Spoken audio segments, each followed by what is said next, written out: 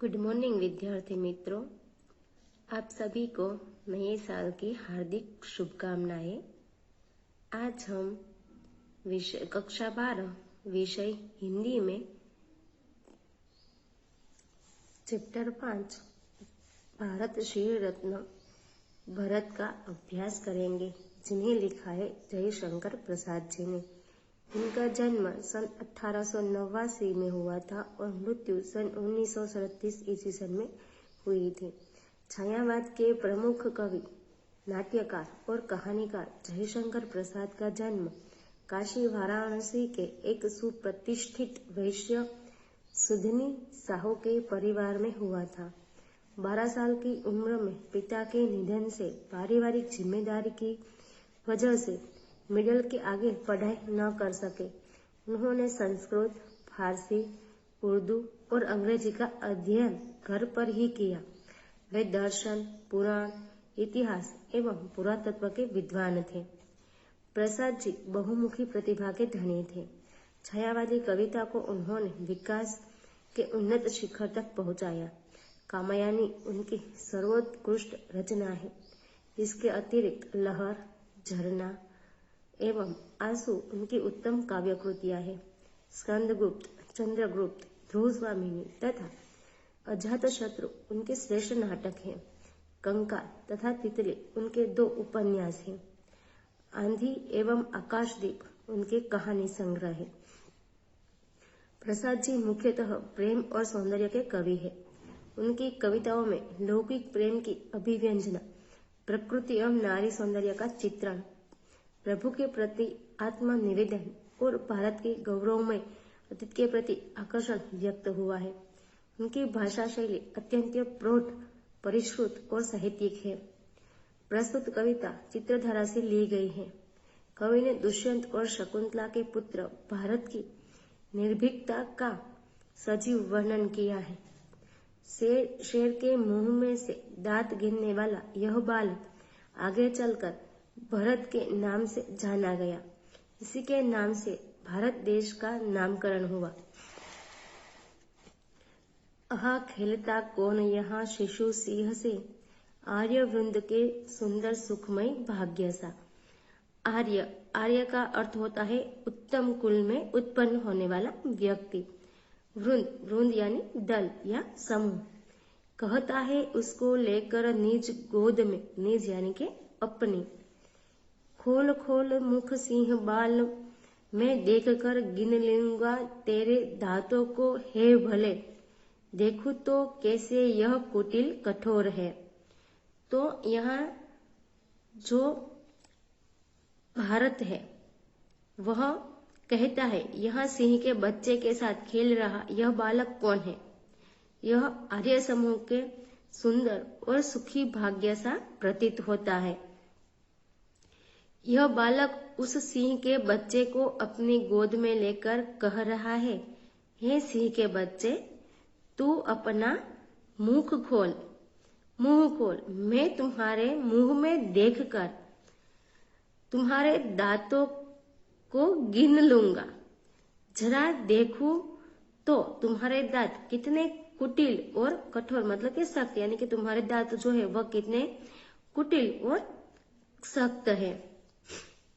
देख वीर बालक के इस औद्धत्य को, औद्धत्य यानी कि धृष्टता। लगी गरजने भरी सिंहनी क्रोध से, छड़ी तान कर बोला बालक रोष से, बाधा देगी क्रीड़ा में यदि तू कभी। क्रीड़ा मतलब खेल। मार खाएगी और तुझे दूंगा नहीं इस बच्चे को, चली जा अरे भाग जा। इस बहादुर बच्चे की धृष्टता को देखकर गुस्से से भरी हुई शेरनी क्रोध से दहाड़ने लगी। यह देखकर बालक भरत ने गुस्से से कहा, यदि तू मेरे इस खेल में खलल डालेगी, यानी कि जो बच्चे के साथ वह खेल रहा था उसमें बाधा पहुंचाएगी, तो तू कभी मार खाएंगी। फिर मैं तुम्हारे इस बच्चे को तुम्हें दूंगा नहीं, यानी कि तुम्हें इस बच्चे को वापस नहीं दूंगा।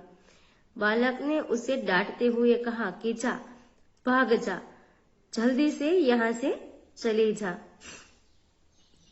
हाँ, कौन यह वीर बाल निर्भीक है, कहो भला भारतवासी हो जानते। यही भरत वह बालक है जिस नाम से भारत संज्ञा पड़ी इस वीर भूमि की।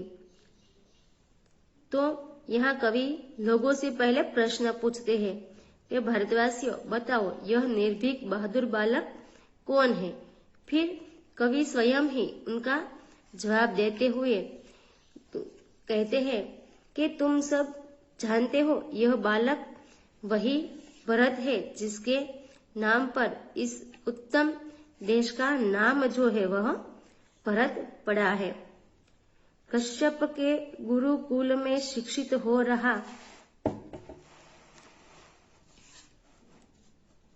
आश्रम में पलकर कानन में घूमकर, कानन मतलब जंगल, निज माता की गोद मोद भरता रहा, जो पति से थी बिछुड़ी गई दूर दवेश। यानी कि यह बालक कश्यप ऋषि की विद्यापीठ में जो है वह अभ्यास कर रहा था, यानी कि शिक्षा पा रहा था। यह इसी आश्रम में पलकर जंगलों में वन में घूमकर अपनी माँ को जो है वह खुशियां प्रदान करता रहा है। वह माँ जो दुर्भाग्यवश अपने पति से बिछड़ गई थी। जंगल के शिशु सिंह सभी सहचर रहा घूमता हो निर्भीक प्रवीर यह, जिसने अपने बलशाली भुजदंड से भारत का साम्राज्य प्रथम स्थापित किया। वही वीर यह बालक है दुष्यंत का, भारत का शीर रत्न भरत शुभ नाम है। तो यहाँ कवि जो है वह कहते हैं कि जंगल के सिंहों के सभी बच्चे इस बालक के जो है साथी रहे हैं। महान वीर बालक यह निडर होकर घूमता रहा। इस वीर बालक ने अपने भुजबल से, यानी कि अपने भुजबल से सबसे पहले भारत के साम्राज्य की स्थापना की। यह जो बालक है वह महाराज दुष्यंत का वही वीर बालक है जो हमारे देश भारत के माथे का मुकुट है और उसका नाम भरत है। विद्यार्थी मित्रों, यहाँ पर हमारा यह 5वां जो काव्य था वह समाप्त होता है। आशा करती हूँ कि यह काव्य आपने अच्छी तरह से सीखा होगा। नमस्ते, धन्यवाद।